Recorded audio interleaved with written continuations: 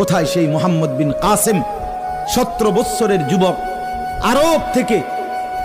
আরব জাহান থেকে আসছে ভারতে, সিন্ধু প্রদেশে দেবল রাজার এলাকায় একজন বোনকে একজন ডাকাত, জলদস্যু, একজন পানির ডাকাত জলদস্যু তৎকালীন জামানায় একজন মুসলিম বোনের গায়ের ওড়না ধরে টান দিছিল। তখন ওই বোন চিঠি পাঠাইছিল হাজ্জাজ ইবনে ইউসুফের কাছে আরব দেশে, হাজ্জাজ, তুমি বেঁচে থাকতে তোমার মুসলিম বোনের